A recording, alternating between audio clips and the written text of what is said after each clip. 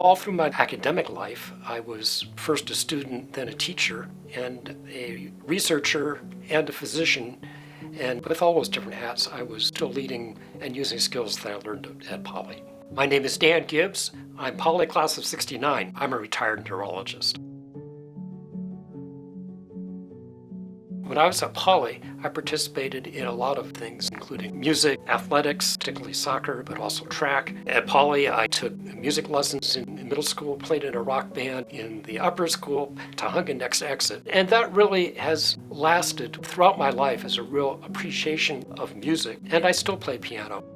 Thinking about teachers who had an impact on me when I was at Poly, the one that comes to mind is Madame Gary, Renee Gary, who led the way for many of us to speak passable French and feel comfortable with it. And I still can understand French.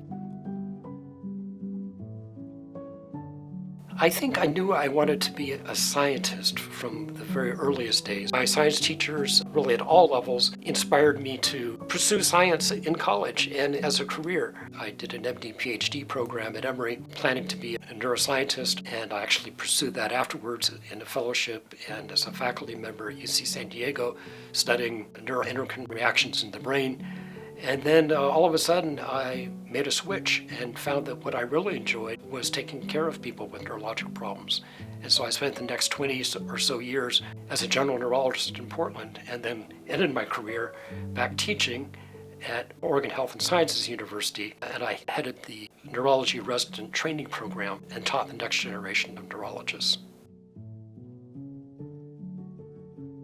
Well, the frontier of our field is perhaps a little difficult to define. There's a huge amount of effort in trying to understand the links of pathology in the brain that are causing this very complicated disease.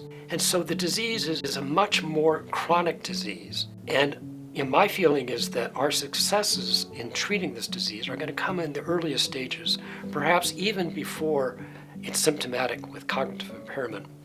And the field is starting to turn in that direction. Now we know that you can slow the disease down remarkably, much more than any of these drugs, just through lifestyle changes, including having a plant-based diet that's low on or absent on red meat, but eating a lot of fish. Exercise, aerobic exercise. I do my 10,000 steps, staying socially and intellectually active. And one that's been recognized fairly recently is sleep. It turns out that those who have 7 hours or less of sleep are more likely to get Alzheimer's, and it'll progress more quickly than those who get more than 7 hours of sleep. And that probably is because there's this brainwashing activity, fluids in the brain that remove the amyloid during sleep. I've reconnected with several families of classmates who are now going through the same sort of problems with Alzheimer's or related disorders. And that's been really a good experience for all of us, reconnecting on a totally different level than when we were students. And I think it's been really good for everybody. And I have hope for the future, and I want to make sure people don't jump on the wrong bandwagon. I've been involved in 8 studies as a research subject myself, and even though I don't expect them to help me, I'm hoping that they will help pursue the edge of the knowledge about how we may treat Alzheimer's disease in the future.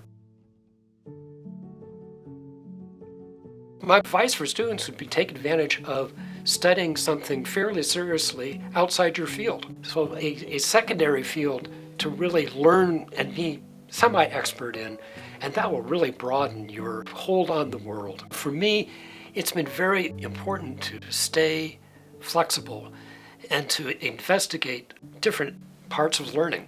Don't worry if you don't know what you want to do with your life, because your plans for the future may change.